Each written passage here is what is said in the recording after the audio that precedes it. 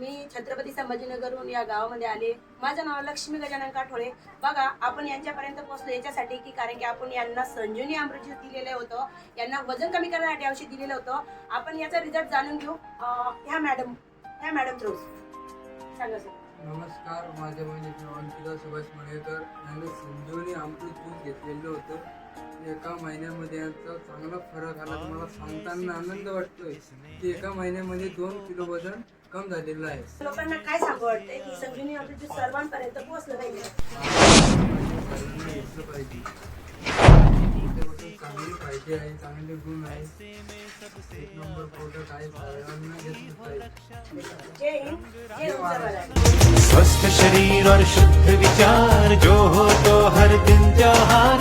स्वस्थ शरीर और शुद्ध विचार जो हो तो हर दिन त्योहार।